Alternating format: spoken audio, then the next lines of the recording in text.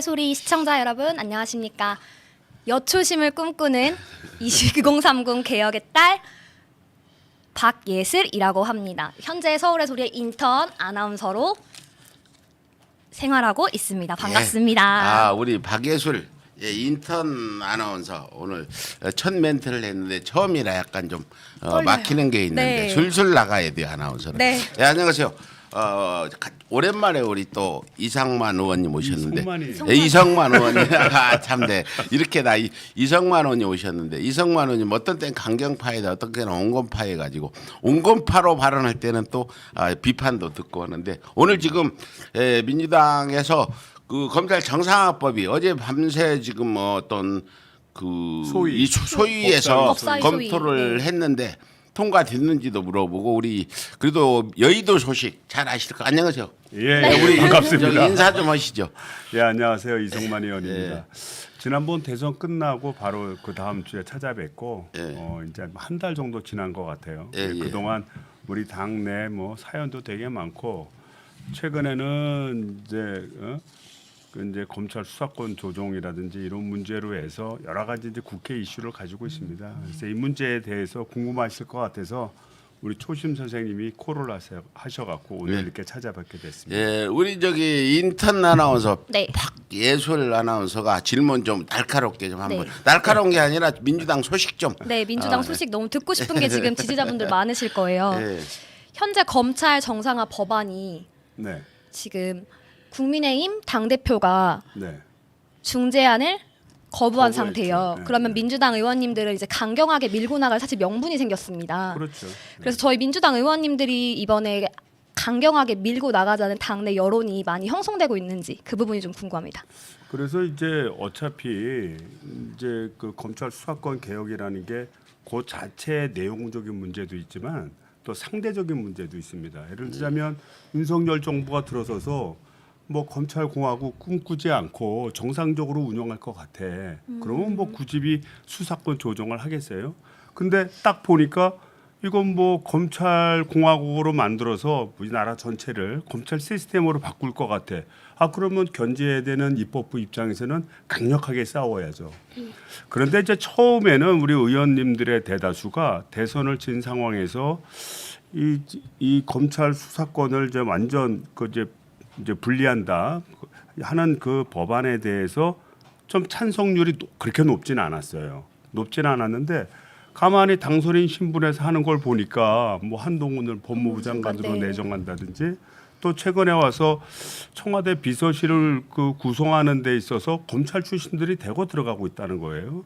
그래서 이거를 보면 또 발언하는 내용을 보면 뭐 누가 법안 갖고 얘기를 하면 저 사람 범죄자다 뭐 이런 식으로 표현을 한다든지 이런 상황으로 봤을 때 우리 국민들이 우려한 대로 윤석열 정부는 검찰 공화국으로 가겠구나. 그렇게 되면 국민들이 엄청 피해를 보게 되지 않겠습니까? 네, 맞습니다. 그러다 보니까 우리 민주당 국회의원들이 이제 뜻이 많이 모아졌어요. 이제 자 검수완박 해야겠다. 네. 그래서 이제 의원님들끼리 다 거의 논의가 점점 모아져서 그쪽으로 가고 있다 이렇게 보시면 됩니다. 지금 지지자분들이 우려하시는 것은 시간이 얼마 남지 않았는데 법안 상정이 중재안으로 통과될 경우에는 앞으로 검찰공화국에서 많은 정치인들 또한 피해를 입을 거라고 생각합니다. 그래서 그 부분에 대해서도 한번 중재안에 대해서 어떤 입장이신지 그러니까 뭐 이야기해 주시면 좋을 것 정치인들이 같습니다. 피해 보는 거야. 뭐 정권을 그걸 지키지 못한 죄인이니까 뭐 어느 정도 피해는 저는 있을 거라고 예상이 돼요. 그것이 합리적이든 비합리적이든. 이제 다만 이것이 우리 정치권에만 문제로 끝나는 게 아니라 우리나라 경제 전반이라든지 국민 전체에 영향을 줄 가능성이 되게 높습니다. 네, 맞습니다. 과거에 우리가 이제 사업하는 사람들 또 돈 많이 버는 사람들 이런 사람들에 대해서 사실 내부 사찰을 많이 했었거든요. 그걸 문재인 정부에서 좀 자유롭게 자기 사업 영역을 할 수 있도록 좀 내사 같은 걸 시스템을 좀 없애버리고 정보 파트를 좀 단순화했는데 지금 봐서는 윤석열 정부가 그렇게 갈 것 같아요. 그렇게 갈다 보니까 저희 입장에서는 이거를 확실히 막아야 되는 어떤 소명을 갖고 있는 게 사실입니다. 네, 그렇군요. 지금 뭐 이제 그 용어도 우리 개딸 잼딸들이 네. 검수완박이나 검찰 개혁 그러면 좀 거부감이 든다 중국 사람들이. 그래서 검찰 검찰 정상화로 정상화. 불러달라. 네. 검찰 그래서 정상화. 요즘 뭐 어제도 민주당 그 대변인이 검찰 정상화로 정상화, 이 네. 얘기를 했더라고. 그래서 굉장히 그리고 지금까지 검찰이 비정상이다. 들으시는 분들한테 강경파라서 아니요. 좋아하시는 단어 쓴 아니요, 거예요. 그분들이 지금 하는 얘기야. 아니에요. 지금 네, 지금 검수완박은 그래요? 뭐 중도 야단해요. 측에 검수완박 쓰면 아, 또 야단 맞는 수고 상황이 언론들이 그러는데 왜 따라서 하냐 해갖고 언론 정상화 등등 이렇게 가고 있는데 지금 어저께 이제 중재안이 3일 만에 윤석열 당선자가 직접 반대하고 네, 하는데 제가 맞았습니다. 궁금한 게 있어요. 예. 이제 권성동 의원이 원내대표잖아요.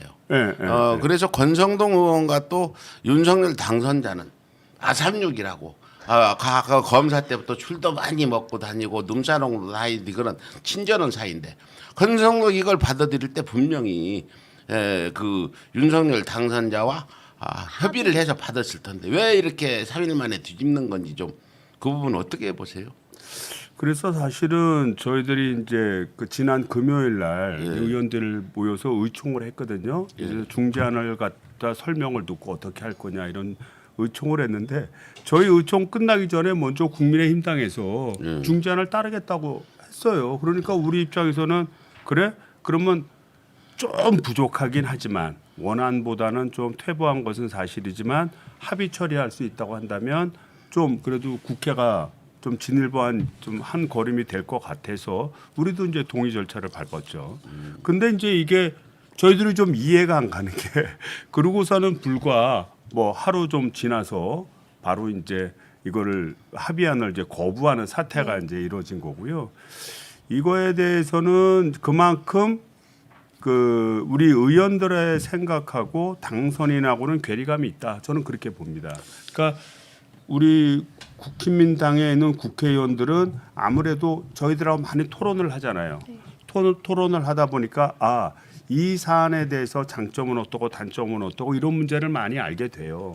근데 윤석열 당선인은 좀 혼자 있잖아요. 누구랑 토론하지 않잖아요. 맞습니다. 맨날 어퍼컷이나 날리고 토론하지 않잖아요. 해요. 밤에 부인하고. 그러니까 그거는 내적인 문제니까 제가 뭐 그거는 내가 뭐 말을 못 하겠고 그러다 보니까 생각이 닫혀 있는 것 같아요. 그래서 권성동 그 대표는 그래도 이게 검찰 정상화라고 하는 길을 가는 데 있어서 어느 정도 필요하고 그다음에 이 정도 선이면은 그래도 되지 않겠나라고 해서 동의한 것 같은데 윤석열 당선인 자체는 이 갇혀 있다 보니까 자기 생각에 매몰돼 있는 것 같아요. 그래서 앞일이 걱정이 됩니다. 그래서 이게 국힘당 근데 국회의원들한테도 한번 그런 얘기하고 싶은데 누구에 의해서 사주받는 그런 꼭두각시가 되지 마라. 그리고 국회가 제대로 토의하고 제대로 결론 내고 이렇게 해야 국힘의 당도 존재 가치가 있는 거고 그다음에 우리나라 미래도 개척이 된다고 봐요. 거기서 반대했다고 또 한쪽으로도 쫙 쏠려서 이렇게 가는 모습을 보고 앞으로 우리 민주당 국회의원의 한 사람으로서 소명의식을 갖고 해야겠다 또 이런 생각이 들었습니다. 근데 이제 거기 더 네. 질문을 드리면 이제 윤석열 뭐 내가 의원님 모셨으니까 네. 당선자라고 불러야 품위 있는 방송이 되기 때문에 윤석열 당선자 지금 여러 번 그랬어요. 지금 청와대 지하벙커 회의도 번복했고 또 공간도 번복하고 또 김건희 씨가 가가지고 공간 둘러보고 여기 마음에 든다 하니까 결정이 관저, 되고 네. 이런 부분인데 제 서울의 소리 추측한데 이번 이 검언 정상화 법안도 검찰 권성동과 윤석열이 합의해서 받아들였고 인수위 측에서도 알고 있었다. 인정을 네. 했어요. 환영한다고. 근데 다음 날 윤석열이가 집에 가 보니까 또 자기를 그건- 조종하는 분이 계세요. 이거 저기 지난번 그 청와대 지하벙커에서 휴의한다 했다가 갔다가 다음 날 번복했잖아요. 가면 김건희 씨 마음에 안 들면 다 번복되는 거 지금 참모총장 공간도 유무부로 번복됐지. 청와대 지하벙커에서 한다 했다가 혼나고 나서 버스에서 한다겠지. 이렇게 지금 번복되는 부분은 그러니까 국힘의당 국회의원만 꼭두각시가 아니라 당선인조차도 누군가에서 꼭두각시. 움직이는 아니, 그래도 꼭두각시라고 국힘당 표현될 수 있겠네요. 네. 그죠? 국힘당 의원은 그래도 어떤 의원으로서 경험 있는 사람들은 판단력이 있는데 윤석열 당선자는 판단력도 없고 지식도 없고 정치도 모르고 뭐 검찰 26년 하면서 최강원도 안 봐가지고 삼국지 인물 하나도 모르고 이런 상황이에요. 우리가 말하자면은 굉장히 한 수준이 3살, 4살 정도 지능의 대통령을 뽑았다고 이렇게 의원님들 보시면 돼요. 정말이에요, 이거. 네, 제가 한번 물어볼게요. 예, 예. 그래서 혹시 되면은 지능 IQ가 몇이냐 한번 물어보고 그 한번 하셔도 될 것 같은데 아무튼 그렇게 해서 검찰 정상화법 지금 김용민 뭐 이수진 의원들은 어제 기자회견하면서 원한대로 밀어붙이자. 네. 나머지 지금 박병석 의장 이 사람은 제가 좀 야단 좀 쳐야 되겠는데 뭐 중재안도 지금 활동 합의를 또 하자 이런 얘기하는데 이 부분에 어떻게 보겠어요? 그거는 이제 말이 안 되고요. 네. 일단은 양자가 합의가 돼서 네. 결론이 된 건데 이거는 국회가 행정부를 어떻게 견제하고 효과적으로 국민을 이제 이끌 것이냐 이 문제거든요. 예, 예. 국회에서 결정 났으면 국회대로 해야죠. 그거를 뭐 지금 제가 봐서는 당선인이 바꾼 건지 당선인의 부인께서 바꾼 건지는 모르겠지만 그런 결과로 인해서 이게 뒤집혀진다 그러면 그 우리나라 국회가 정상화되기 어려울 것 같고 그렇게 되면 결국 그런 어떤 불행의 문제가 국민들한테 그대로 다 전가될 거라고 봅니다. 네. 예, 굉장히 우려스러운 부분인데 다음 질문 우리 사실 예술아 아나운서는. 172석의 거대 정당이 당론으로 채택해서 국회에 올린 법 사항을 국회의장 한 사람이 의견을 중재안으로 바꿀 수 있는 게 우리나라 법상으로 가능한지 그 부분에 대해서 지지자들이 지금 굉장히 많이 분개하고 있고 사실은 주말 동안에 박병석 의장님의 중재안에 반대하는 대규모 시위가 있었습니다. 10,000명 모였어요 이번에. 10만 명 넘게 모였어요. 경찰 추산 인원이. 근데 그거 언론에도 지금 보도가 안 돼서 모르시고 계시는 것 같아서 의원님들은 이런 부분에서 어떻게 생각하시는지 의견 말씀 부탁드립니다. 이제 뭐 의장이라는 게 이제 사회권을 주고 있는 거 아닙니까? 저도 이제 뭐 우리 광역 자치단체 의회이긴 하지만 저도 그때 의장을 했어요. 의장을 하다 보니까 이 사회권을 가지고 이제 어떻게 보면 이 권력을 행사할 수 있는 부분이 있죠. 그래서 안건 상정이 안 되면 통과하고 싶어도 아니 그러니까 172석의 국회의원들이 결국은 그 힘을 발휘하려면 투표 행위를 해야 되거든요. 투표 행위가 되려면 안건 상정이 돼야 네. 돼요. 근데 안건 상정의 기본 원칙은 이제 여야가 합의를 통해서 안건 상정을 하게 되는 건데 이거 같은 경우는 이제 반대를 하지 않습니까? 반대를 하게 되면 그러면 의장이 결정해서 우리가 보통 그걸 직권 상정이라고 하죠. 합의는 없었지만 이건 필요하다 상정을 해야 되는데 의장이 상정을 안 해버리면 아주 이제 골치 아픈 거예요. 네. 그러니까 의장이 그만한 이제 권력을 갖게 되는 거고 그 다음에 또 이번 같은 경우에는 이제 문재인 대통령 임기 내에 마무리가 돼야 대통령의 거부권이 행사되지 않고 법안이 살아남을 수 있거든요. 만약 5월 9일 이후가 돼버리면 그때는 윤석열 당선인에서 대통령이 되면서 국회에서 통과시켰어도 거부권을 거부권 행사할 수 행사하면 있다는 3분의 거가. 네. 2 이상의 동의를 얻어야 되기 때문에 그때는 200명이 동의가 있어야 됩니다. 예. 그러니까 그게 현실적으로 어려우니까 5월 9일 이전에 마무리해야 되는데 저쪽에서는 하나의 무기가 뭐냐면 필리버스터라고 네. 딱 하면 회기를 방해하는 거예요. 진행을 방해하는 거예요. 회기가 마감될 때까지. 그러면 의장이 회기를 조기에 좀 마치고 그 다음 회기를 빨리 열어서 안건을 상정을 해야 필리버스터는 한 개 회기 내에서만 가능하거든요. 그래서 우리가 뭐 이제 여론에서 이제 비판적인 논리로 뭐 회기 쪼개기다 이따위 말 쓰는데 네. 그거는 제가 앞에서도 얘기했지만 상대방하고의 문제예요. 상대방이 뭐 검찰공화국 만들겠다는데 뭐 우리가 점잖게 일을 할 수는 없는 거예요. 맞습니다. 이에 대해서는 여러 가지 방법을 강구해서 대응하는 게 당연한 것이고요. 지금 같은 상황에선 의장의 도움이 절대적으로 필요한 네. 상황입니다. 그러다 보니까 그 내용의 어떤 미진한 부분 이런 부분이 있더라 하더라도 현실적인 통과 부분을 위해서 그리고 이제 그 안에는 뭐 우리가 이제 그 부패 문제하고 경제사범은 이제 1년 한 6개월 동안 이제 유예 기한을 둬서 1년 6개월 안에 또 이 FBI를 한국형 FBI를 만들어서 1년 6개월 다시 그 문제도 이제 경찰청에 이관한다는 거 아니겠어요? 경찰에 그런 차원의 합의라도 이루어지면 우리가 지속적으로 이 문제를 논의를 끌고 갈 수가 있다는 네. 거예요. 그래서 지금 현실적인 상황에서 살펴보면 이제 박병석 의장의 도움이 절실하기 때문에 이제 중재안 쪽으로 이제 의원들이 좀 생각하는 경우도 굉장히 많다고 보여지고요. 그럼에도 불구하고 이제 또 상당수의 의원님들은 이게 너무 불합리하다. 그러면 불완전하다. 그래서 이번 기회에 원안대로 네. 통과시켜야 된다는 의원님들이 있는데 전체적으로 보면 현실적인 결과를 얻어내기 위해서 아마 박병석 의장 중재안 쪽으로 의견이 모아지지 않을까 저는 그렇게 봅니다. 지금 현재 박병석 의장이 양내 원내대표들을 또 불러다가 이 얘기를 하는 난 이해 안 되는 부분이 한 번 불러다가 중재안에 합의했어. 그러면 합의를 파기한 당은 왜 또 만나냐 이거죠. 난 박병석 의원이 대한민국 민주주의를 우려하고 어떤 지금 검찰공화국의 문제점을 짚고 이런 걸 하는 게 아니라 도대체 이분은 무슨 소꿉장난하는 것 같은데 어떻게 보세요? 이 부분에 또 불러다가 무슨 얘기를 하겠다는 거예요? 제가 이제 박병석 의장님도 몇 번 뵙고 이제 그런 말씀을 드렸는데 의장이 가지는 권한은 사실 아까도 말씀드렸듯이 사회권을 가지고 있기 때문에 막대한 권한입니다.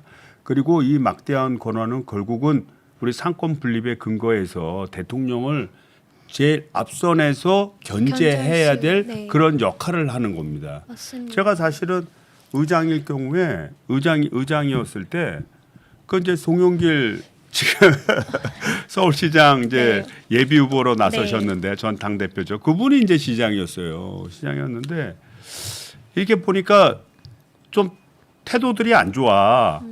그러면 제가 저 국장들 실장들 다 나가. 그리고 의회 안에서 집중하도록. 그러니까 딱 그런 권한이 있는 거예요. 그래서 본인이 중재론에서 중재를 잘했다.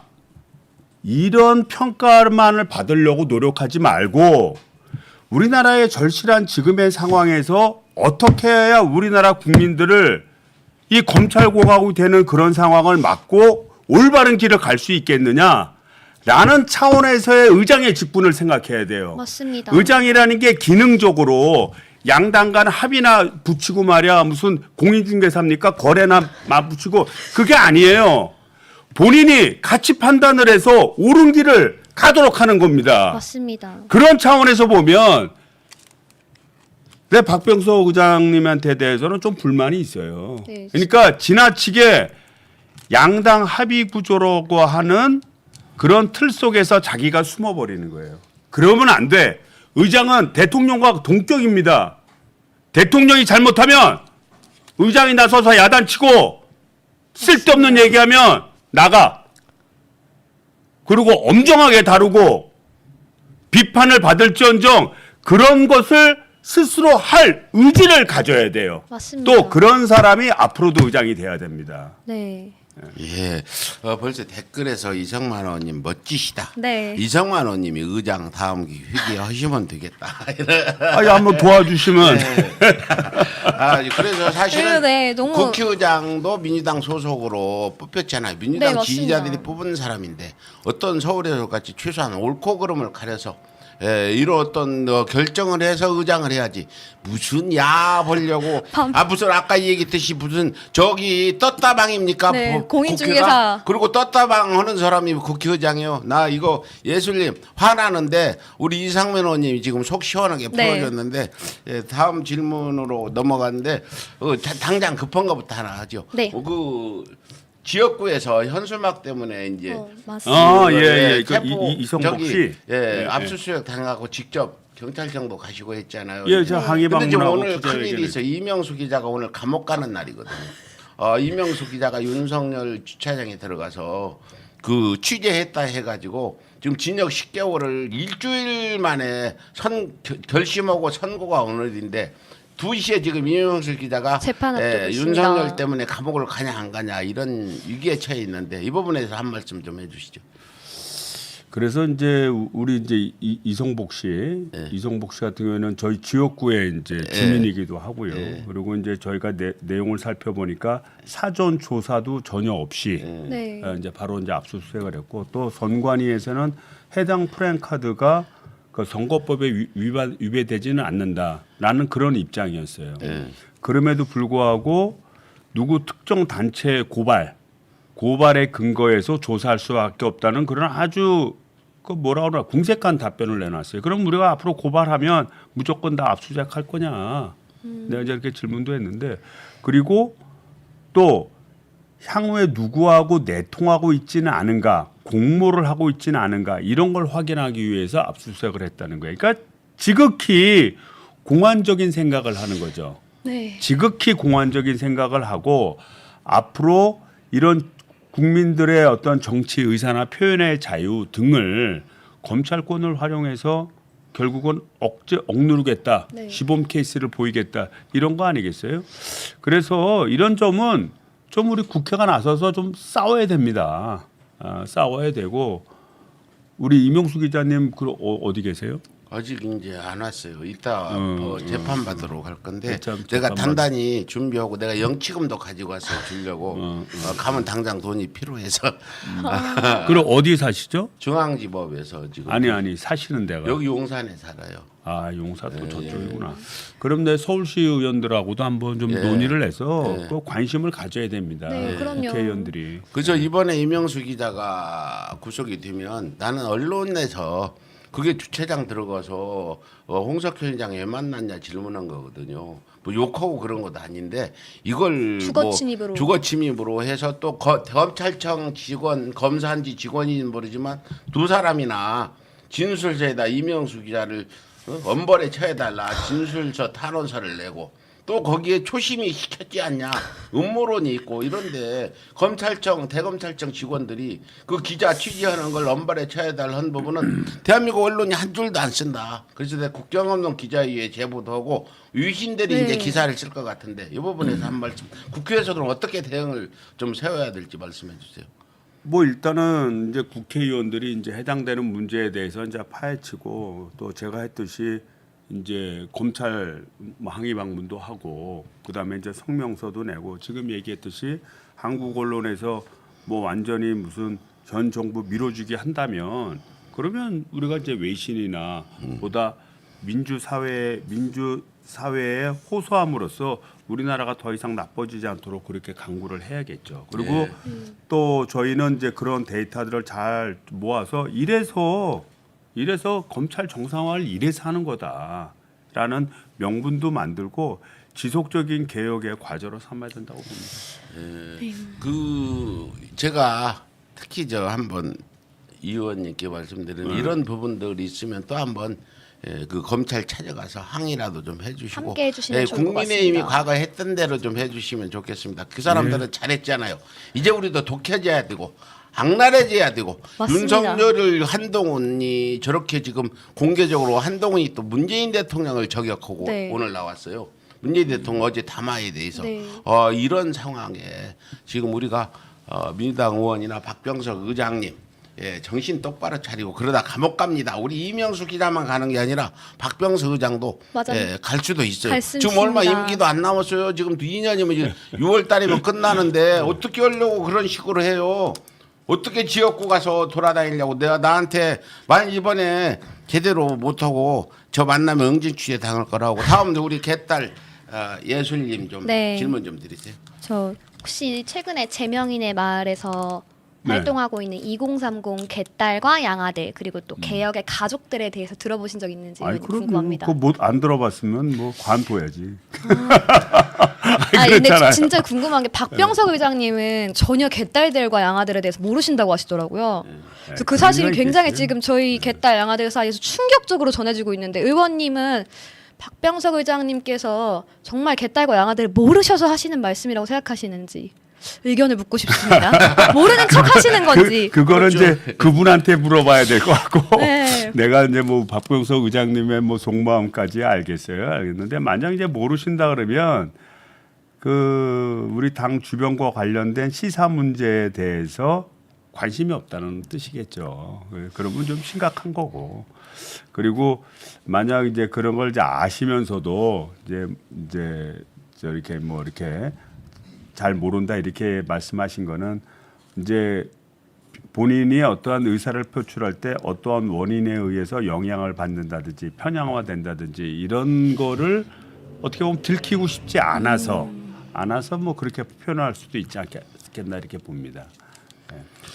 네. 더 저기 최근에 이제 예. 민주당사 앞에서 많은 시위가 젊은 층을 중심으로 해서 일어나고 있는데 네. 이 부분이 검언 정상화에 어떤 당론 채택에 영향을 미쳤는지 궁금합니다.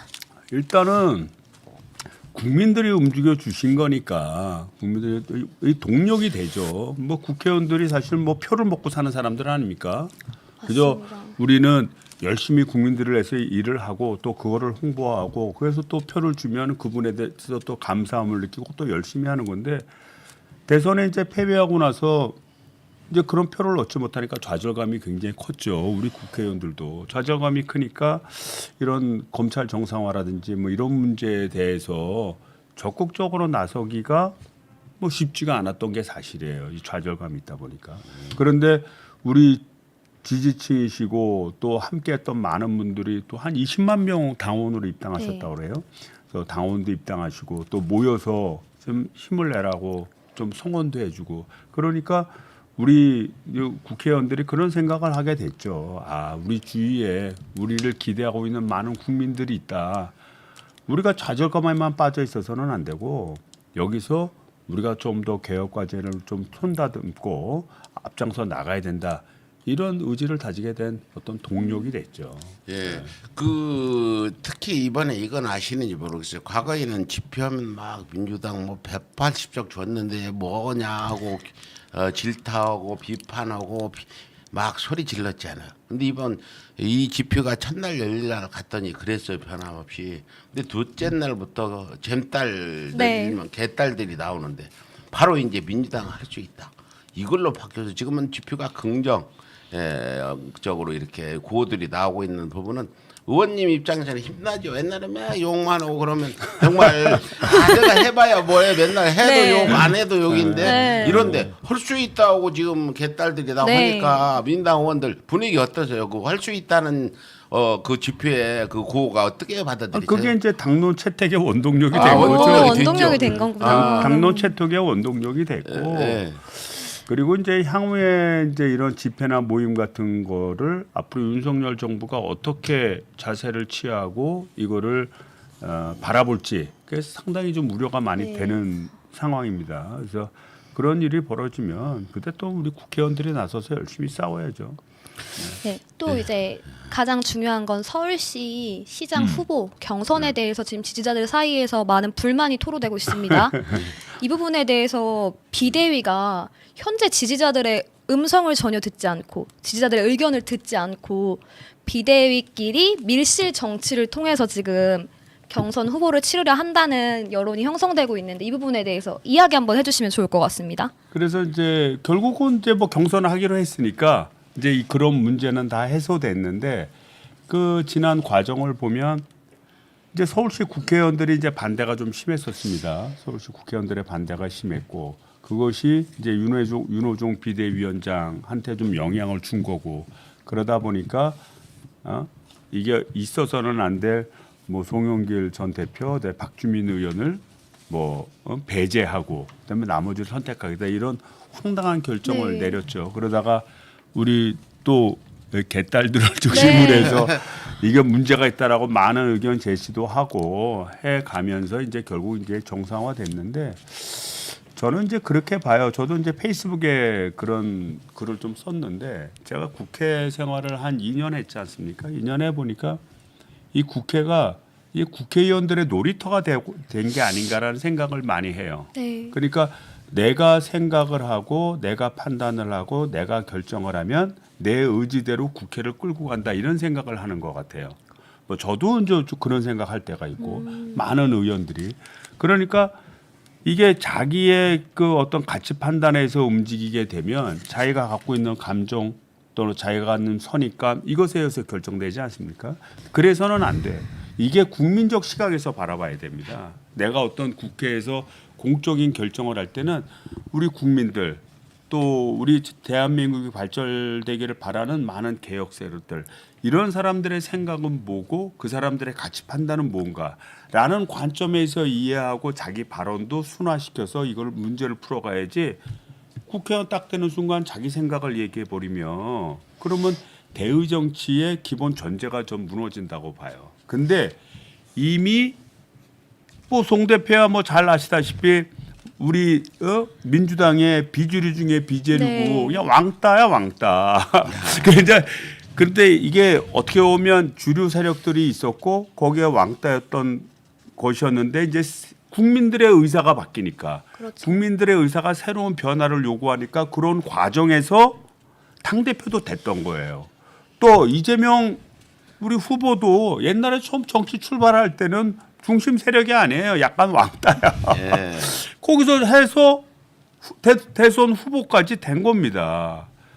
근데 우리 당내에서는 그런 많은 주류 세력들이 국민적 시각에서 변화되는 국민의 의사들이 막 변화되는 흐름을 그거를 읽고 그거에 맞춰서 자기 결정을 해야 되는데 자기가 그동안 10년, 20년 동안 해왔던 정치적인 관행에 비추어서 아이씨 뭐 서울에 왜 저 양반이 오는 게야 이런 자기만의 생각을 가지고 판단한 결과가 이런 어처구니 없는 결과가 나타난 것 같아요. 그래서 우리 국민들의 의사 표현이 되게 중요합니다. 또 이번에 우리 개딸들을 중심으로 해서 우리 개혁 세력들이 많이 얘기를 해주셨는데 그래도 그것이 원동력이 돼서 경선도 하게 되고 정상화의 길로 가게 된 거죠. 이번 기회를 통해서 우리 국회의원들도 아마 자각을 좀 해야 될 겁니다. 내가 결정하는 것이 국회의 결정이다. 네. 이거 잘못된 거예요. 그것이 아니라 국민의 의사결정은 무엇인가? 국민의 트렌드는 어떻게 변하고 있는가? 그거를 이해하고 국민적 요구 수준에 맞춰서 대리인인 내가 대리인 아니에요? 그렇죠. 대리인인 국회의원으로서 또 발언도 하고 자기 의사결정도 해야 된다고 봅니다. 예, 지금 시민들, 예. 유권자들은 그냥 굉장히 어떤 그 개혁적으로 지금 변해가는데 이번 공천 과정을 보면서 뭐 이낙연계, 정세균계 등등 이런 얘기도 나오는데 아직도 민주당에 그런 개파 싸움들이 있습니까? 아무래도 어느 개파 있는지 뭐 저희가 이거 방송 이거 나가서 같이 해야 될것 나중에 뭐 같아요. 내가 네. 국회에서 뒤지게 혼날 것 같은데 저는 그렇게 봐요. 네. 저는 그렇게 보는 게 우리 이제 노무현 대통령께서 사실 민주화의 큰 도를 이제 만들어 놓으신 분 아닙니까? 그래서 그 정치 세력이 민주당이 중심 세력이 됐고 또 문재인 또 대통령도 또 배출하면서 그 세력이 이제 이어왔고 그 외에 뭐 우리 이해찬 전 대표라든지 또는 정세균 전 총리님이라든지 이런 분들도 넓은 의미의 친노 친문 이렇게 같이 했던 세력들이에요. 그런데 이제 이런 변화의 흐름이 있다는 거예요. 변화의 흐름이 국민들이 원하는 원리주의적이고 이론적이고 그 다음에 이념적이고 이런 것보다는 실용적이고 현실적이고 그 다음에 국민들에게 필요한 거를 얘기해주는 정치 시스템이 필요하다라고 요구를 하는 겁니다. 그런 요구에 의해서 그 아까도 말씀드렸듯이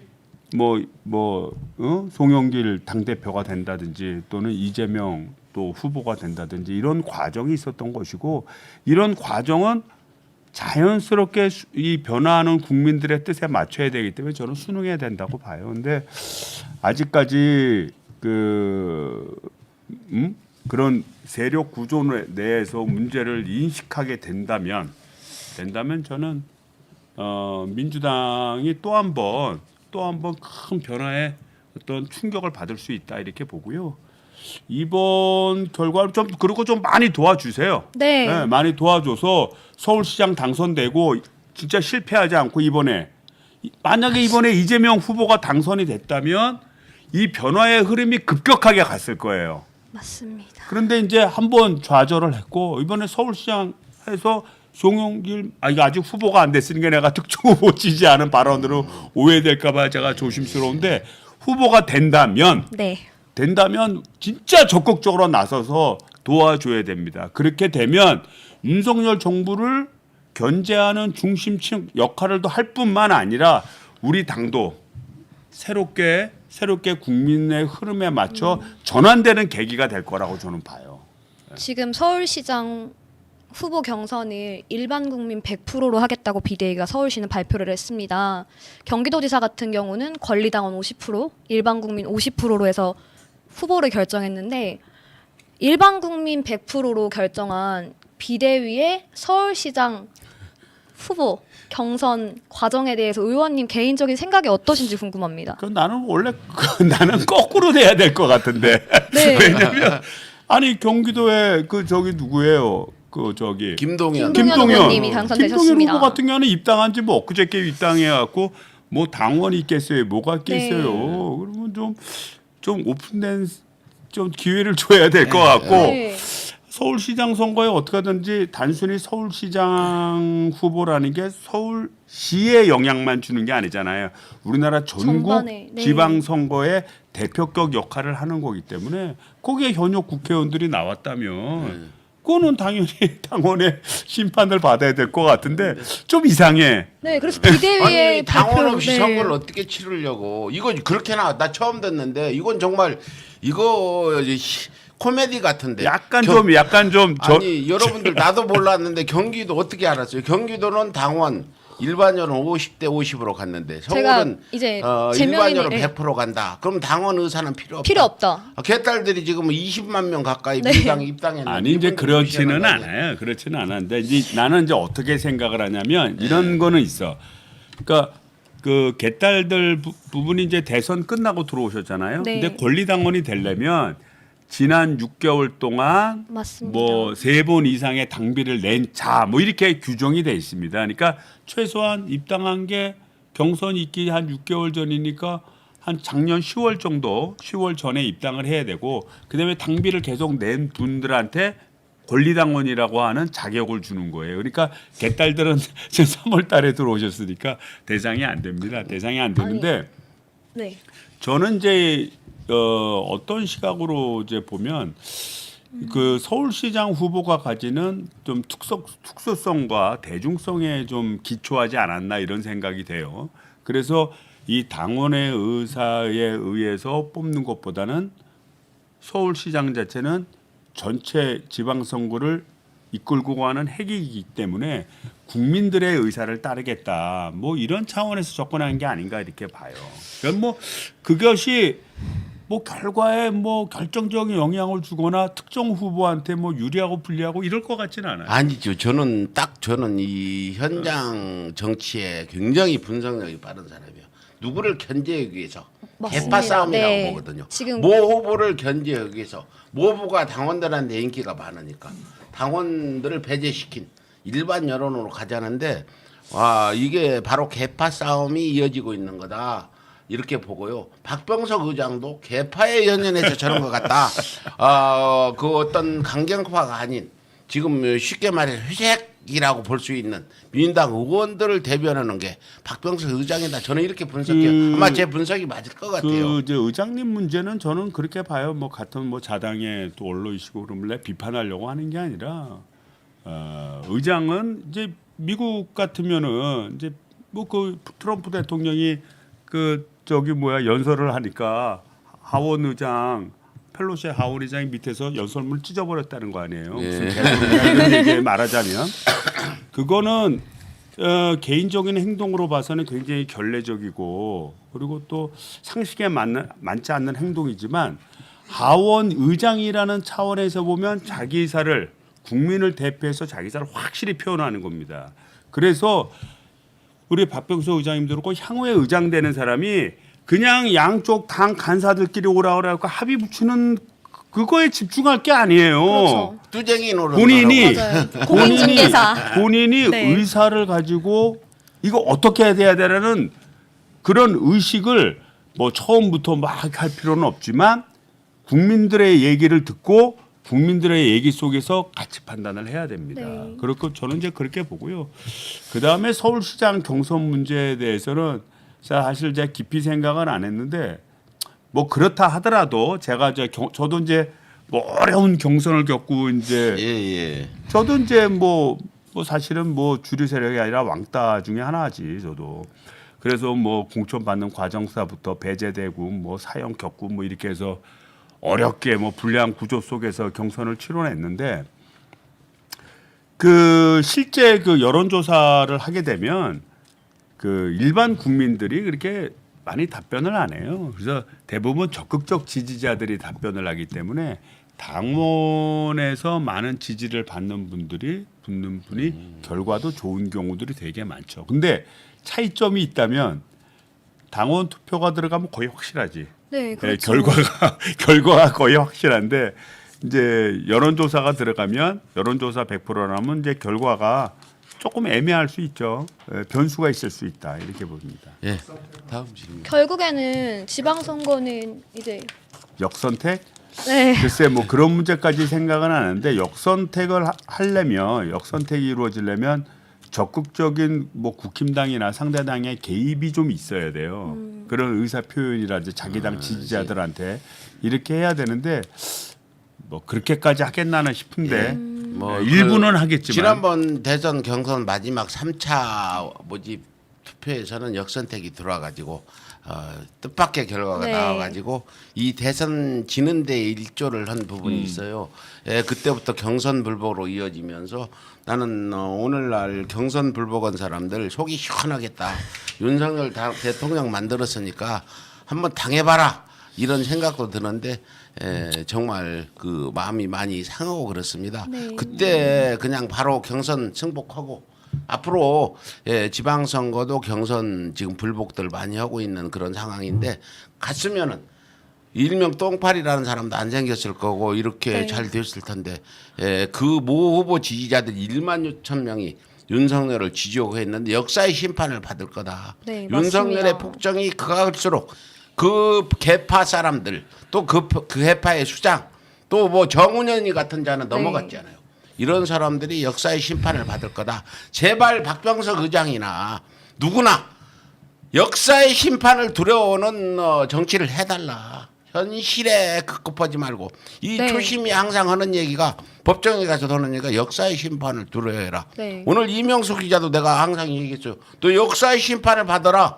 법정의 심판 두려워하지 말라 이 얘기하는데 요거 제가 괜히 또 한마디 했고 다음 질문 제가 뭐 좀. 간단히 이제 부연 설명하면 이제 성경에 보면은 그러니까 고난이 너를 달력케 하리라라는 그런 구절이 있지 않습니까? 고난은 새로운 과제를 주기 위한 저는 사전 작업이라고 봐요.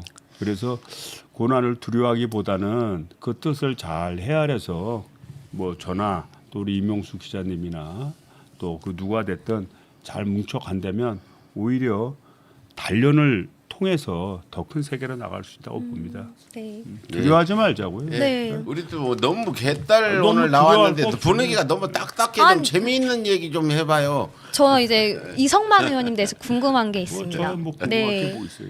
국회의원이 되시고자 한 계기가 혹시 있으시면 말씀해 주시면 좋을 것 같습니다. 계기? 네. 제가 이제 인생을 좀 복잡하고 다양하게 살았어요. 뭐 이것도 해보고 저것도 해보고 막 했는데 제가 이제 공무원 생활 고시를 붙어서 공무원 시작해서 한 7년 만에 제가 관뒀습니다. 행정고시 출신. 네, 아유. 너무 이제 답답하고 그리고 주어진 틀 속에서 사는 건데 한 번 사는 인생 이렇게 그냥 떠먹여주는 밥 먹어가면서 살기는 좀 아깝다. 그래서 이제 도전의 길로 나갔는데 뭐 사업이 잘 됐으면 좋겠는데 또 잘 안 될 때도 있고 좀 복잡해지더라고요. 근데 하루는 딱 그런 생각이 들었어. 우리가 비빌 언덕이라고 하는 거 있잖아요. 소도 비빌 언덕이 있어야 네. 된다. 우리 어머니가 많이 말씀하신 건데 제가 공무원 생활할 때는 말하자면 공무원 그 체계 자체가 비빌 언덕이었죠. 내가 뭐 못 먹고 굶어 죽을 일은 없으니까. 근데 저 공무원을 퇴직하고 사업을 해서 망하고 이렇게 또 어려워지고 이러다 보니까 누가 나를 뒷받침시켜줄 비빌 언덕이 될까? 비빌 언덕으로 있는가? 이런 생각을 많이 했어요. 그리고 야 이래서 사람들이 자살도 하는구나. 이런 생각도 좀 들었어요. 그래서 그걸 또 어떻게 또 누구와 여러분들이 도와줘서 위기도 잘 극복하고 이제 새로운 길을 이제 가게 됐는데 제가 정치를 하면서 그런 얘기를 저도 좀 많이 합니다. 많이 합니다. 뭐 내가 훌륭한 정치인이 될지 안 될지는 모르겠지만 그래도 우리 지역구에 있는 분들한테는 내가 비빌 언덕이 돼줄게. 비빌 언덕이 되고 그리고 혼자 있어서 외롭다.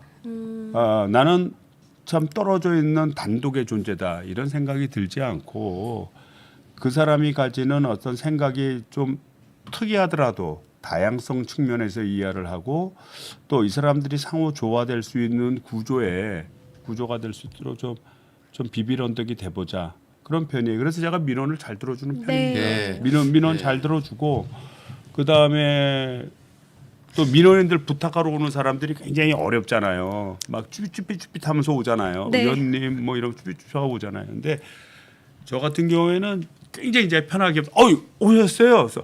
그래서 민원 이렇게 얘기하면 제가 이제 맞장구도 쳐주고 그 얼마 짜증 났겠나. 그 나쁜 놈들이네. 이제 이렇게 해서 대화를 근데 중요한 건 뭐냐면 그렇다고 내가 뭐 신도 아니고 내가 뭐 이것도 아니고 민원을 다 풀어주지는 못하잖아요. 네. 근데 상담하고 듣고 이렇게 자기하고 공감 그게 이제 공감입니다. 네. 그게 심패스의 공감인데 공감해 주는 사람이 있다는 것 자체가 본인한테는 비빌 언덕이 되면서 자기의 자신감이 생기고 스스로 어떻게 해결해야 이 문제를 풀어가는지를 알고 있는 거예요. 알고 있는데 혼자이다 보니까 외롭고 그걸 결정내지 못했었는데 누가 공감해 주니까 그 길을 찾아가는 겁니다. 그래서 저는 그 국회의원의 길이라는 게 그런 것 같아요. 그런 거 좀 사람들 이제 입장 잘 들어주고 그다음에 그거 잘 하고 또 국가적으로는 국민들의 의사를 잘 살피고 그 살피는 거에 맞춰서 아까도 말씀드렸죠 대리인 논리로 얘기하고 이렇게 해야 되지 않을까 이렇게 봅니다. 예, 그래요. 지금 이성만 의원님 말씀 비빌 언덕이 되려고 또 정치가들이 다 이런 생각만 하면 얼마나 편해요 우리가. 네, 와서 맞습니다. 비벼라. 기댈 수 그래서 있다. 소가 언덕에 막 뿔로 들이받고 비비듯이 또 가려우면 막 등도 비비듯이.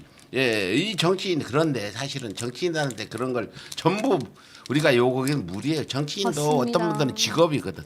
그 직업적으로 정치를 해서 생활을 하시는 분들이라 또 이거 그렇게 비빌 언덕만 해줄 수는 없다. 난 정치인들 가는 거면 앞으로는 그냥 봉사하는 분들이 재산 이런 거 뭐 먹고 사는 거 걱정 없이 봉사할 분들이 와서 했으면 좋겠다는 생각. 그러면 이제 부자들만 하죠.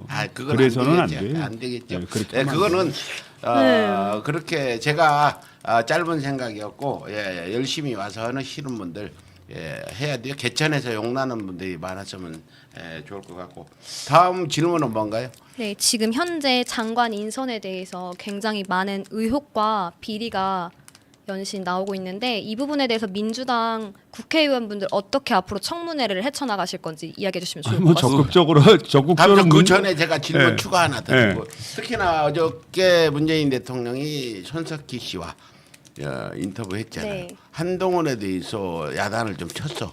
그랬더니 오늘 바로 한동훈이가 네가 뭔데 나한테 그래. 일개 검사가 그거 아무래도 지금 법무부 장관도 아니고 이런 식으로 나오고 있는 부분. 이런 부분에 대해서 과연 청문회 때 한동훈이 등등 이제 한덕수 청문회는 오늘 진행되는데 네. 한동훈을 어떻게 할 건지 이런 부분 좀 말씀 좀 해주시죠. 뭐 한동훈 이제 내정자 같은 경우에는 과거부터 이제 정치적인 문제에 많이 개입돼 있지 않았습니까? 네. 그다음에 그 천병 역할을 또 한 것이고 그다음에 검찰의 수사권을 이 법이라고 하는 규정이 엄격하게 여기까지는 합법이고 여기까지는 불법이다 이렇게 얘기하기 곤란하잖아요. 네. 그러니까 그 애매모호한 행위를 이제 우리가 이제 재량행위다라는 걸로 해서 이게 폭을 넓혀주는데 그거를 아마 좀 지나치게 활용한 그런 측면이 있죠. 그래서 자꾸 민주당에서 위험하다고 보는 거 아니에요. 위험하다고 보고 또 본인이 타협을 법무부 장관은 정치인이에요. 그래서 여의 얘기도 듣지만 야야 얘기도 듣고 국민의 얘기도 듣고 자아 의견 조절해서 검찰이 옳은 방향으로 가야 되는데 지금 뭐 하는 거 봐서는 자식대로 자기 맘대로 가겠다는 거 아니에요. 그래서 뭐 야당 얘기 들을 것도 없고 또 국민의 얘기는 관심도 없고 이런 거 아니겠어요? 네. 그러다 보니까 법무부 장관으로서 부적격하다 이렇게 보는 거예요. 그래서 이 문제에 대해서 뭐 법사위 우리 국회의원들이 이제 많이 이제 좀 따져 나가겠죠. 그리고 또 이제 취임식을 신라 호텔에서 벤치를 대동해서 하시는 것에 대한 국회의원분들 어떤 생각이신지 이거 의견 그건 묻고 지가 싶습니다. 뭐 그렇게 하고 싶어서 하는 거니까 본인이 그렇게 하든가 말든가 그거는 본인이 알아서 돈이 판단하라는 게 들어간다니까요. 네, 세금이. 혈세가 아니 낭비되니까. 그러니까 그리고 그거에 대해서 잘했다 잘못했다라고 같이 판단의 문제는 이제 국민들이 하시게 될 겁니다. 국민들이 하시게 될 거고 그다음에 저희 민주당 국회의원들은 국민들의 뜻을 존중해 가면서 국민들의 뜻을 모아가면서 견제할 것은 견제하고 문제할 것은 문제 삼고 그렇게 가야죠. 네. 예, 지금 윤석열 당선자가 국민을 무시하는 것뿐만 아니라 어떤 대통령 당선되면 이 인기를 좀 얻어서 지지율을 높이려는 게 아니라 멋대로 지금 하잖아요. 네. 공간도 아니 가서 언제 국방보고 상영호 비우라고 그래서 그러다 또 육군 참모총장 공간 비우라고 상의도 않고 하더니 이제는 외교부도 비우라고. 비우라고 하는 이런 그 왕정 시대에 있는 이런 일들이 벌어지는 이런 부분 기가 막히고 어떻게 이렇게 대통령 당선자가 여론을 싹 무시하고 국회를 뭐 해산시켜야 된다는 이런 발언 비슷한 것까지 했는데 그 지난번에 그래서 입법부 어떤 국회의원으로서 네. 행정부 수장 질타할 수 있잖아요.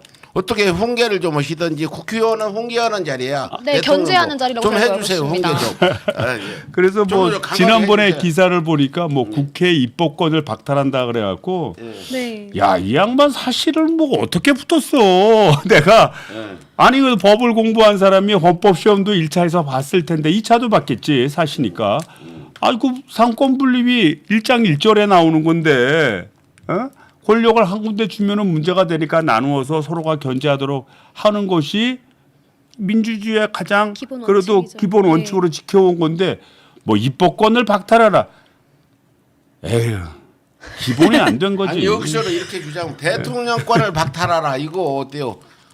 아니 그러니까 결국은 그렇게 되면 입법권을 박탈하고 문제를 삼는다면 저희들이 결국은 대통령 마음대로 하는 거를 제재할 수밖에 없지 않습니까? 네, 민주주의의 기본 원칙을 아니, 파괴하는 그래서 행위이기 때문에 결국은 그렇게 되면 이제 보나마나 뻔해지는 게 지네들이 원하는 법안 내겠죠. 근데 네. 민주당이 다 반대하니까 법을 가지고는 통과시키질 못하니까 그 다음에 대통령령을 뭐 기존에 있는 법에서 그냥 억지로 유권의석을 내려서 돌려치기 하겠지. 네. 그러면 그 문제에 대해서 우리는 또 법을 만들어서 제재하려고 그러면 또 거부권 행사하고, 네. 행사할 테고 그러면 그 문제에 대해서 우리가 법리적으로 싸워 나가고 이렇게 해서 이제 복잡해지는 과정만 남은 거죠. 그러니까 뭐냐면 상대의 존재에 대한 가치를 예를 들자면 우리가 야당이 우리가 여당일 때도 우리가 되도록이면 합의 도출하려고 하는 건 야당이 반대하는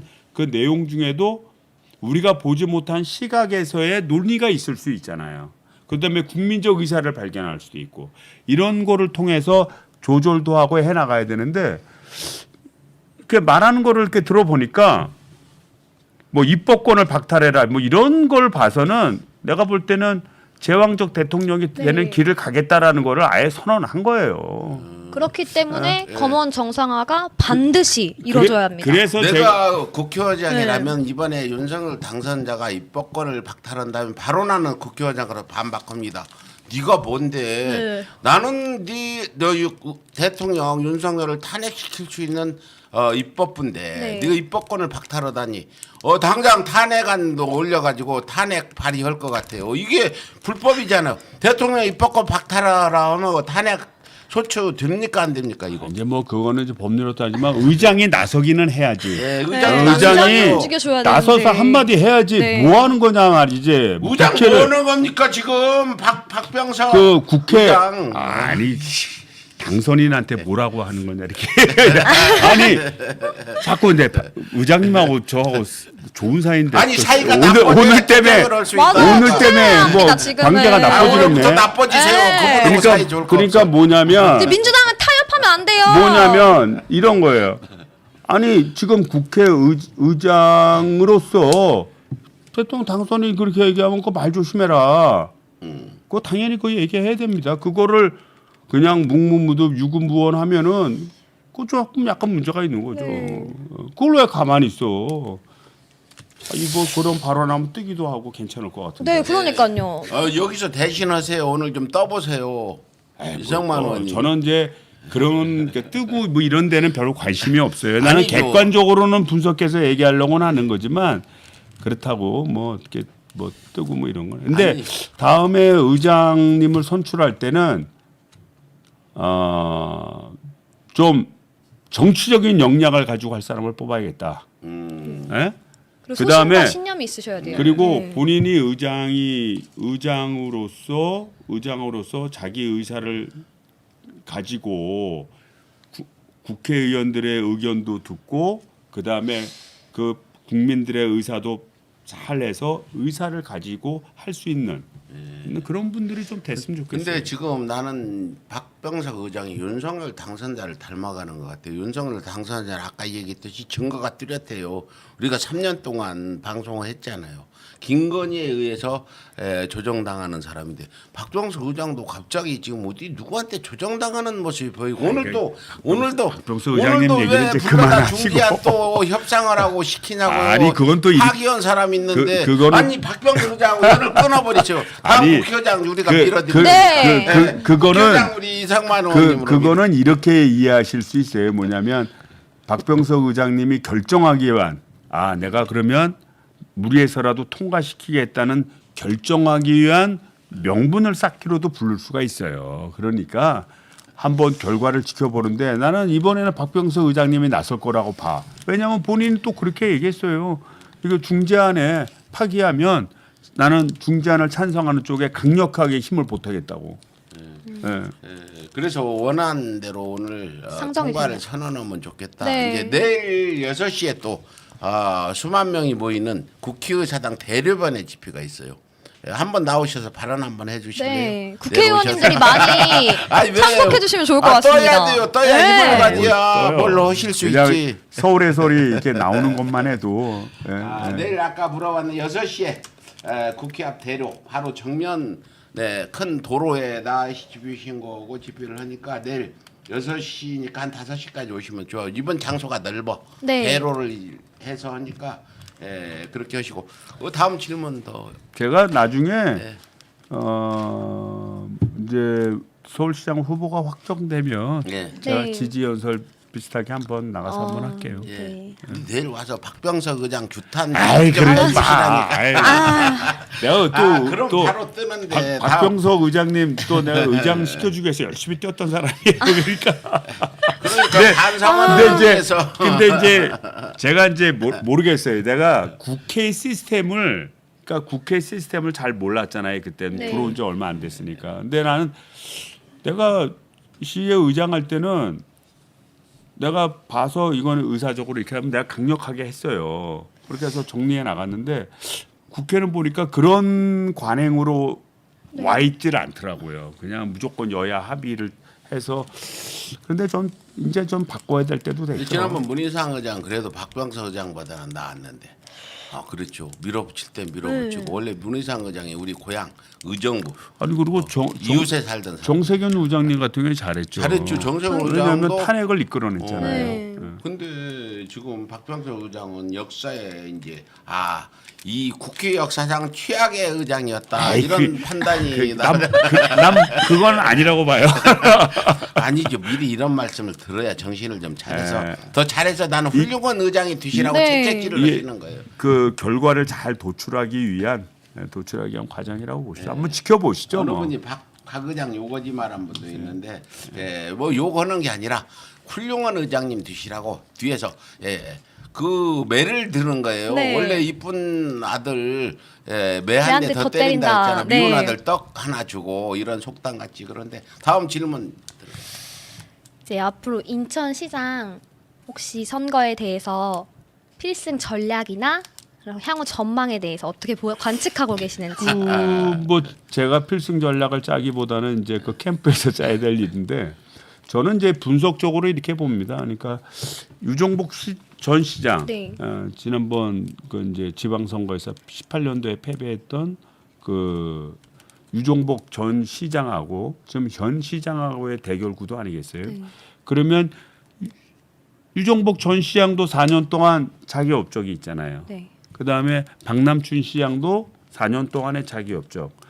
저는 그거를 비교해 보면 결과는 극명하게 나타날 거라고 보여집니다. 인천의 가장 큰 문제가 사실 쓰레기 매립장 문제거든요. 이게 네. 아니 내 집 쓰레기를 앞집 저 문 대문에다 버리면 누가 좋아하겠어요. 자기 집 쓰레기는 자기가 치워야지. 그게 이제 기본 원리입니다. 네. 그래서 이제 쓰레기 매립장 같은 경우는 이제 폐쇄라고 각 지자체가 알아서 정리할 수 있도록 구조를 가지고 와야 되는데 이 양반이 떡하니 사자 합의에 딱 맺어갖고 결국은 쓰레기 매립장이 연장되는 네. 뭐 이런 게 있었고요. 그 다음에 이제 제3연육교라고 영종도하고 우리 인천하고 연결하는 도로가 유료 도로로 굉장히 비싸서 그동안 영종도에 사시는 주민들이 이거에 대한 불만이 되게 많았어요. 네.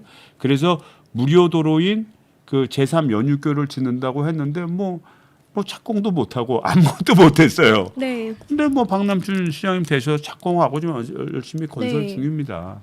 그다음에 인천 경제 지표도 그때보다 훨씬 좋고. 맞습니다. 그다음에 중앙 정부의 평가도 좋아서 뭐 이번에는 뭐 그 광역시 특별시 중에서는 지자체 평가 1등도 하고. 네.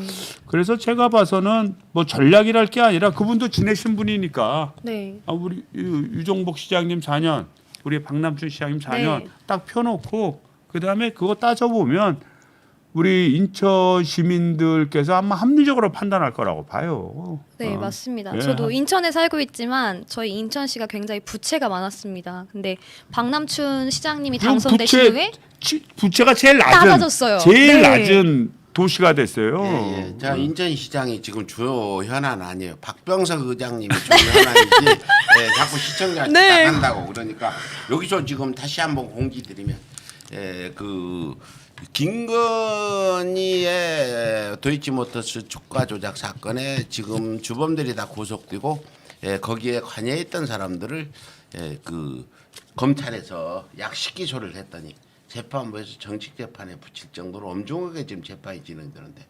김건희의 주가 조작 사건은 조사도 안 하고 왜 이명수 기자는 촉전촉결로 윤석열 저 취임식 끝나기 전에 끝내려고 이렇게 하는 건지 지금 수급침이고. 오늘 네. 징역형 받아서 감옥 갈지도 모르는 상황에 왜 도이치 주가 조작 김건희와 서울에서 이렇게 이명수 기자의 이런 어떤 수사가 편파적인지 좀 말씀해 주세요. 그래서 저는 이제 이렇게 봅니다. 아까 이제 국회의원들이 이제 국회를 자기의 놀이터로 생각한다, 자기 의사결정한다 이런 것처럼 이 삼권 분립 과정을 통해서 이제 특별한 권력들을 전문가들한테 위임했습니다. 그게 이제 가장 대표적인 게 사법권이에요. 그래서 이제 조사하는 검찰, 그 다음에 법원, 판사들 이렇게 뒀는데 이 사람들은 이제 사시 이제 붙은 사람들 아닙니까? 예전에는 지금 이제 로스쿨이지만 그런데 이 사람들 구조를 보면 뭐 서울대 연고도에서 거의 90%예요.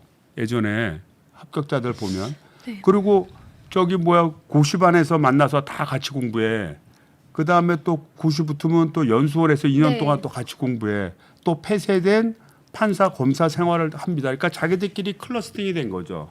그러니까 이 사법권이라고 하는 것을 독립적으로 헌법적으로 보장한 이유는 정치 세력으로부터 법을 체계적으로 보호하고 전문가들의 정확한 판단을 하기 위해서 하는 것인데 가만히 보니까 인적 구조가 폐쇄돼 있다 보니까 자기들끼리 다 아는 사람들이야. 끼리끼리 다 아는 사람들이야. 네. 검사도 판사 잘 알고 판사도 변호사 잘 알고 서로 기수 몇 회냐고 전화해서 형 동생하고 다 그런 사이예요. 그러다 보니까 자기들끼리의 의사 채널을 자기들끼리의 이익을 도모할 개연성이 되게 높은 거예요.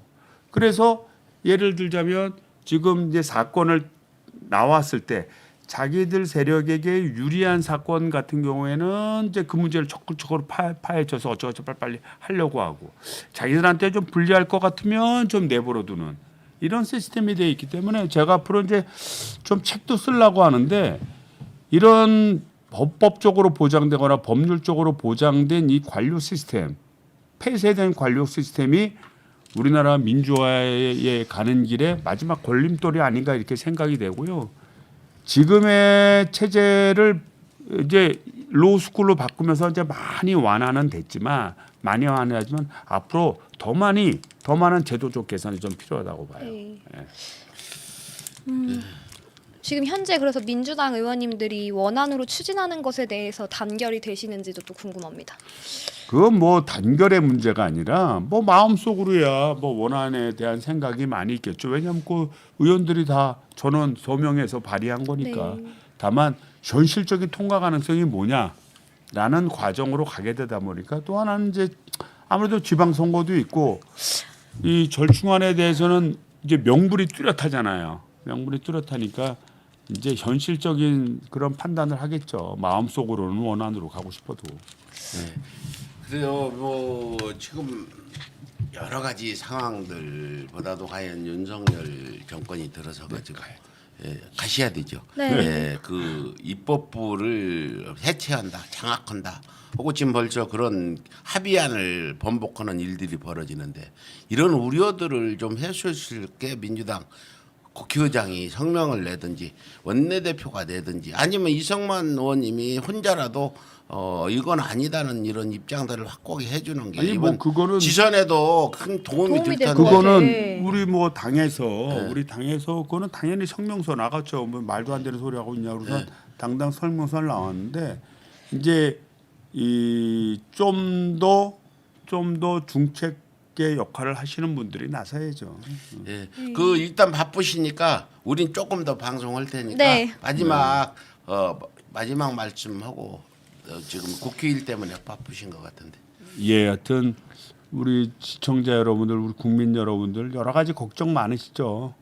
걱정 많고 또 마음에 안 드는 것도 많고 또 이게 잘 될지 이게 좀 우려도 많고 하는데 이런 여러분들의 어떤 참여와 열기가 결국은 우리 대한민국을 바꾸고 국민을 위한 정치를 하는 큰 동력이에요. 그것을 처음부터 만길 걸음을 다 가지를 못하더라도 한 걸음 한 걸음 내딜 때 우리 대한민국에 희망이 생기는 거고 우리 정치에 희망이 생기고 또 우리 국민 여러분들이 행복해질 거라고 봅니다. 위대한 생각이고요. 같이 서로를 비난하기보다는 서로가 서로를 격려하면서 어려운 길이 우리한테 남아 있는데 함께 힘을 합쳐서 헤쳐나가봤으면 하는 바람입니다. 네. 오늘 들어주셔서 감사합니다. 네. 예, 오늘 오셔가지고 강경 발언도 하고 또 유언 발언했다고 질책도 받으시고 그래서 가능하면 정치인들은 응징을 잘해야 된다니까. 이재명 후보 보세요. 응징을 잘해서 맞아요. 저렇게 대통령 이야기할 땐 딱 후보까지 하셔야 가셨는데, 되는데.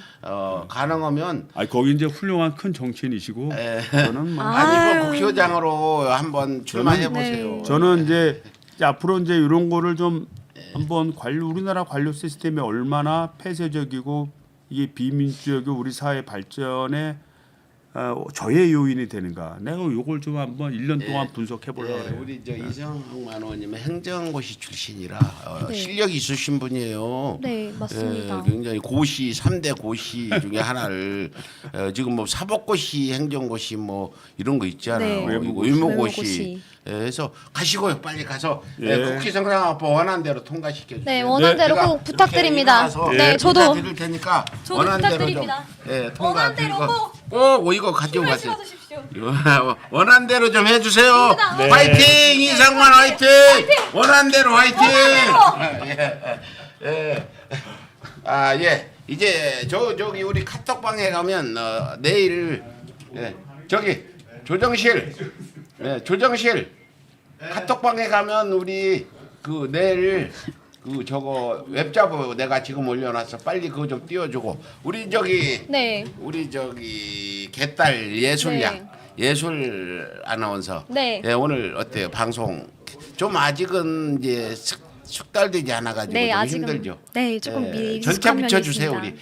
우리. 둘이 얘기 좀 하게. 네. 그 숙달되지 않아서 이렇게 실수를 안 나오는데 나는 네. 처음엔 나 방송하기 전에 처음에 나는 말도 할 줄 모르는 사람이 네. 이제 하다 보면 서당계 3년이면 풍어를 풍어를 넣는다. 읽는다. 내가 지금 풍어를 넣고 있잖아. 아, 그럼요. 그래서 뭐든지 앞으로 지금 조선일보 응징팀도 네. 이거 경험 없으니까 나는 하면 안 돼 이게 아니라 할 수 있다. 네. 이렇게 보고 먼저 이명수 기자가 오늘 지금 서울중앙지검에서 하지요. 서울중앙지검 가면서 몇 호실인가 2시에 지금 감옥을 가냐 안 가냐 나오는데 서울중앙지검 여기 있어. 서울중앙지검 그 513호. 네.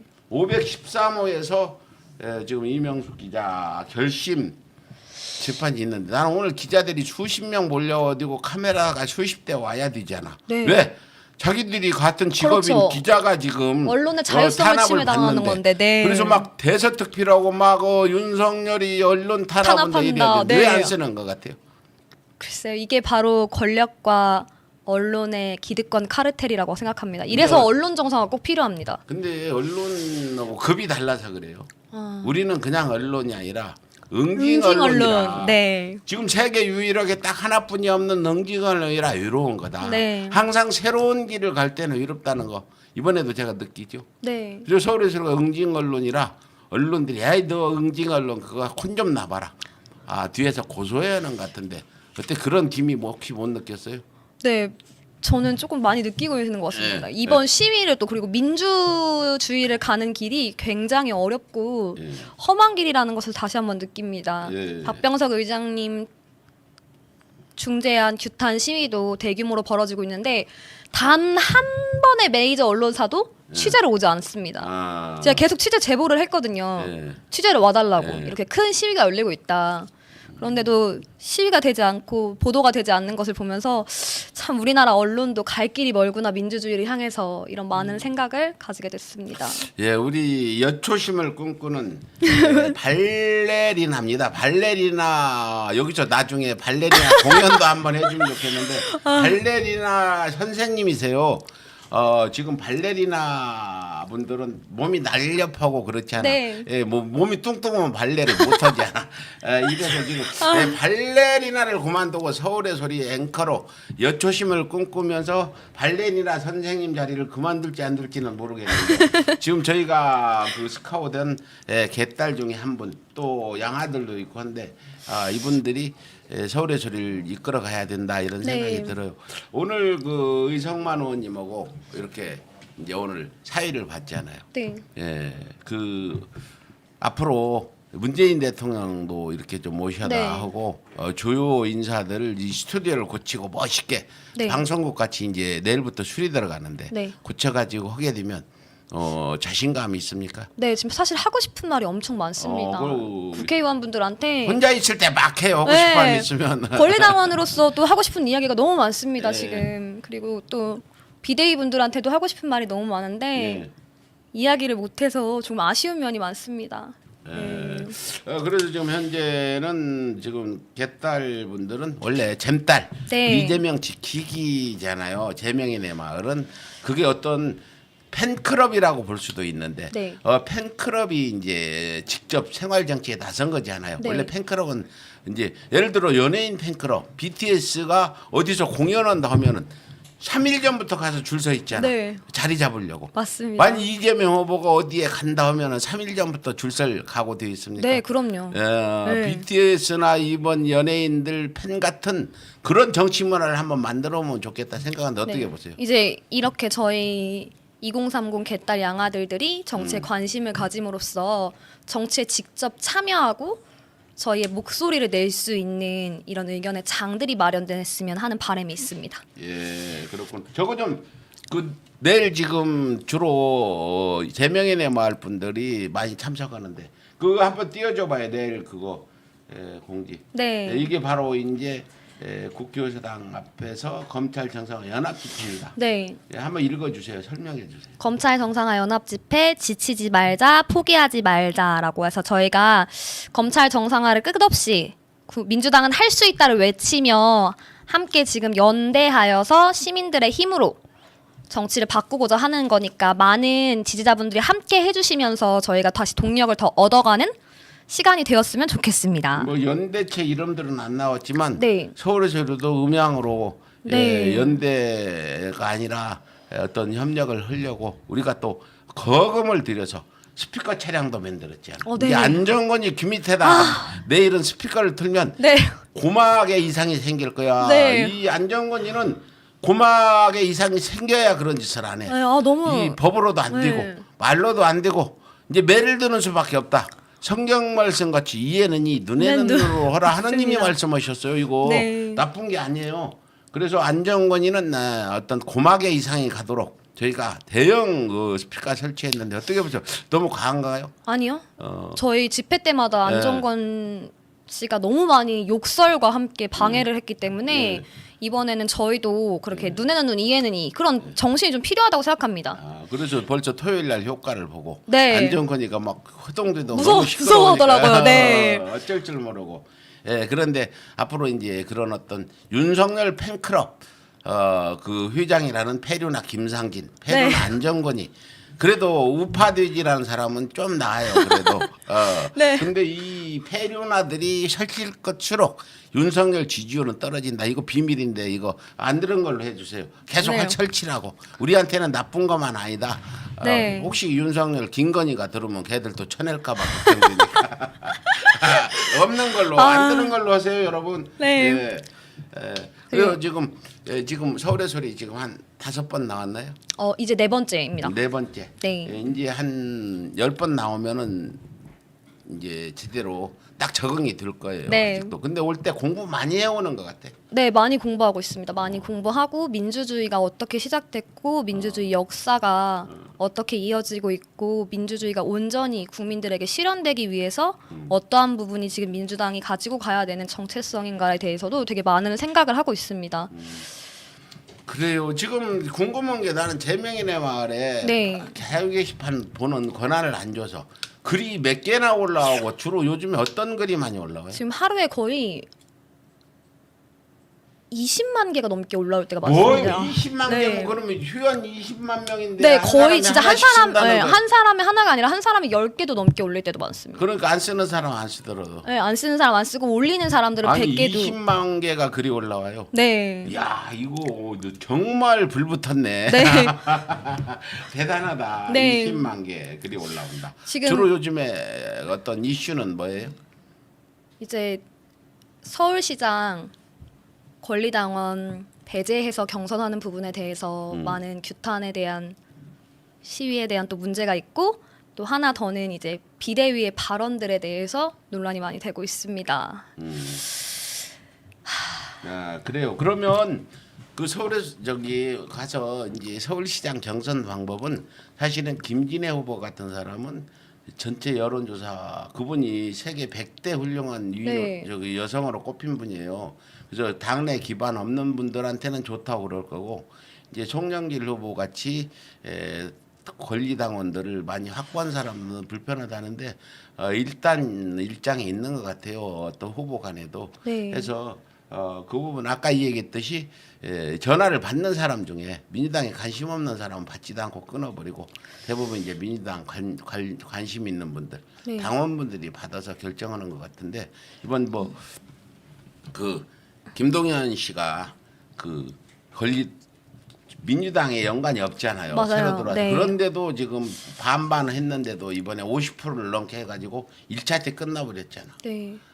그래서 여러분 서울시장 후보들은 이제 이렇게 결정됐다면 뭐 일반인이 투표하는 거잖아요. 네, 일반 서울시도. 국민들 그러니까 100%. 어떻게 보면은 그 부분에서는 일반인들이 뽑아서 당선시키는 게 맞기는 하겠는데 네. 권리당원 입장에서 서운하죠. 내가 네. 민주당 당원으로서 내가 뽑고 싶은 사람 뽑아야 네, 되는데 지지할 수 있는 또 동력이 이런 돼주니까. 부분도 일장이 있다 보고 지금 이슈는 빨리 박병석 의장한테 욕을 많이 해주고 할 수 있다를 해줘야 되는데 그 글 많이 올라와요. 아 사실 그 전까지는 저도 사실 후원을 했어요. 네. 후원을 하면서 박병석 의장님은 할 수 있다 했는데 중재안을 내놓으시는 걸 보고서는 민주주의의 매국노다 이런 의견이 지금 많이 올라오고 있고요. 대대손손 후손들이 다 기억할 것입니다. 이 민주주의 역사를 외면하시면 박병석 의장님의 대대손손 모든 후손들에게 이 역사의 수치와 오점을 남기시는 것을 명심하시기 바랍니다. 그러면 개혁의 딸, 양심의 아들의 GP 문화가 바뀌어가는 거예요. 저 할 수 있다 칭찬 문화로 갔는데 박병석 의장만 네거티브하고 포지티브 안 한 이유가 뭐예요? 박병석 의장은 가능성이 없다 보십니까?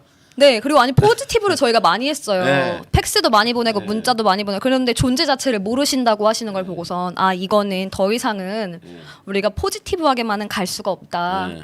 네거티브를 통해서 좀 우리의 매운맛을 보여주자라고 의견을 내고 근데 있습니다. 우리 그 예술양 네, 이 말로만 세상이 바뀌지 않는 거 아시죠? 네, 알고 있습니다. GP 나오는 것도 행동이고 네, 댓글 쓰는 건 말이란 말이에요. 네. 그럼 박병석 의장 오늘 당장 국회 가서 면담 신청을 개딸들이 해서 직접 좀 해명을 들어볼 용의는 없었죠. 이게 바로 행동이고 세상을 네. 바꾸는 첫걸음인데.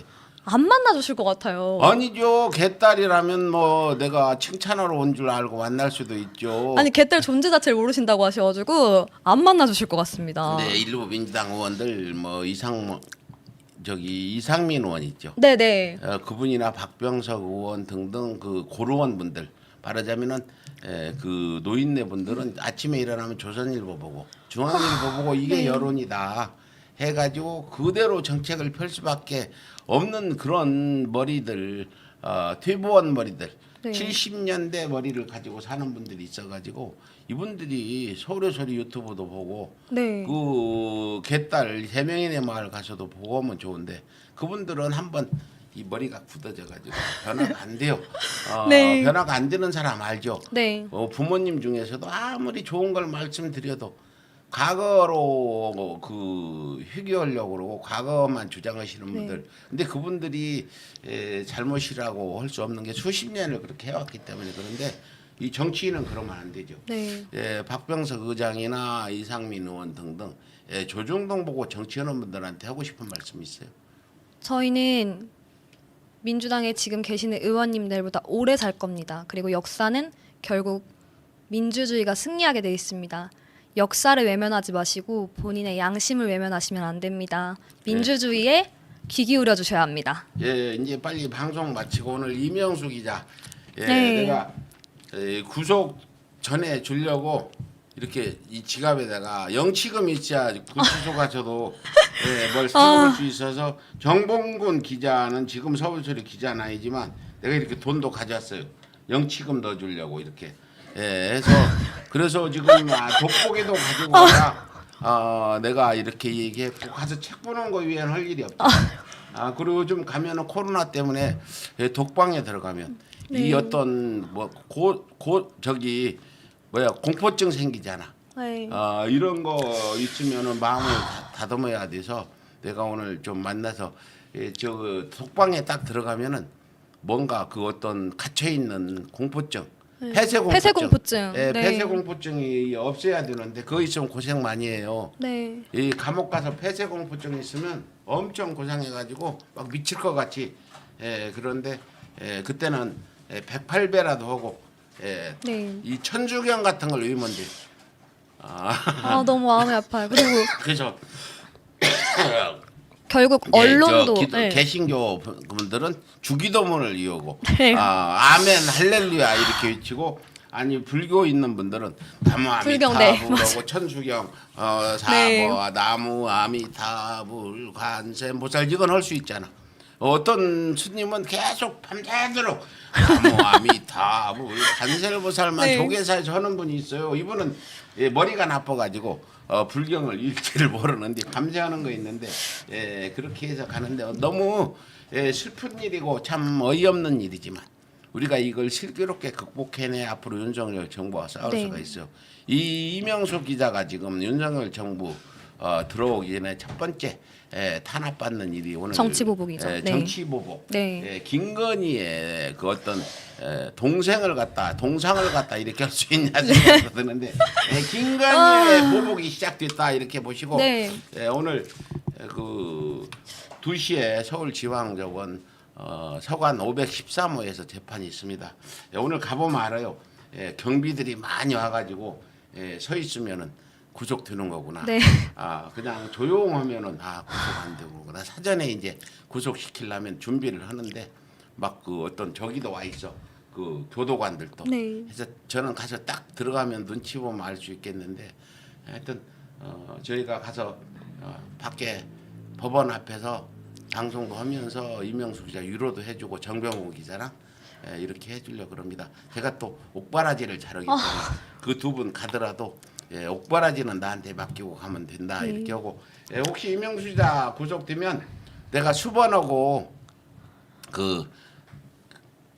주면 돼요. 네. 구치소 어디 구치소 수번 몇 번 하면 인터넷 들어가면 법무부 들어가면 교도소에 온라인 그 편지 보내기가 보내기, 있어요. 돈도 네. 안 들어요. 하루 한 통 보낼 수 있어. 여러분들이 내가 구속되거나 박예솔 양이 구속되거나 우리 서울의 소리 누가 구속되면 네. 댓글 쓰듯이 그거 하루 하나만 해주면 예를 들어서 지금 서울의 소리 유튜브는 댓글이 수천 개에서 만 개 이렇게 네. 되거든. 그러면 댓글 쓰듯이 하나만 보내주면 서울구치소가 마비돼 댓글 그거 다 뽑아다가 주려면 그래서 지금 제가 다른 거 편지 좀 써주면 좋겠다 해서 따로 이제 오늘 상황 보고 오후에 방송을 할 네. 거예요. 구속이 안 되면 이명수 기자 와서 방송하고 구속되면 우리 직원들끼리 이런 어떤 슬픈 상황들을 이야기하고 네. 결의를 다지는 방송을 할 거니까 오늘 여러분들 이명수 기자 재판 네. 잘 되도록 좀 그리고 여러분들이 힘을 모아주시기 네. 바랍니다. 잊지 않고 네. 끊임없이 저희 결국 언론도 저희가 움직일 수 있다고 생각합니다. 뉴스에 끊임없이 제보하면 두드리다 보면 언젠간 열린다고 생각합니다. 예. 그래서 언론도 저희가 함께 움직이면서 또 외신에도 제보를 하고 보도가 되게끔 하면서 저희가 이제는 우리가 여론을 형성해서 만들어서 가야 된다고 생각합니다. 모든 민주시민분들께서 깨어나셔서 함께 행동해 주시기를 간절히 바랍니다. 네, 더 할 말 있으면 하고 방송 마치죠. 네, 그리고 또 최근에 이제 비대위의 발언으로 많이 상처받으신 기성세대 분들에게 저희 개딸로서 개인적으로 죄송하다는 말씀을 드리고 싶고 사과를 해야 하는 입장에서 사과를 요구하는 것은 사실은 옳지 않다고 생각합니다. 그리고 그것은 민주주의의 가장 큰 아픔이라고 생각합니다. 정치적으로 희생당한 분을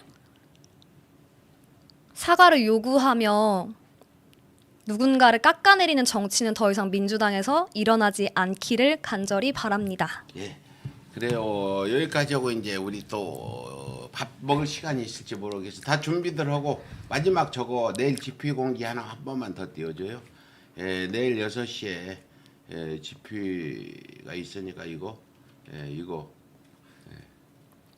네, 많이 모여주세요. 예, 국회의사당역 2번 3번 출구. 아닙니다. 국회의사당역. 의사당역, 국회의사당역. 어떤 분은 그냥 앞에는 안 네. 보고 사당역 2, 3번 출구구나하고 사당역으로 가시는 분도 있을 거예요. 그래서 국회의사당역 네. 9호선입니다. 지하철 9호선 국회의사당역 앞에 대로변에 섭니다. 그때 그 검찰개혁 촛불할 때 하던 그 장소에서 하니까 여러분들 많이 참여 부탁드리고요. 많은 참여 부탁드립니다. 예. 결국 그래요. 행동하는 시민이 이깁니다. 예, 행동하는 시민이 이기고 네. 또 우리 이따가 법원 앞에 가서 또 방송하도록 하고 여기서 방송 마치겠습니다. 네. 예, 감사합니다. 감사합니다. 예, 수고하셨어요. 네. 수고하셨습니다. 아, 예.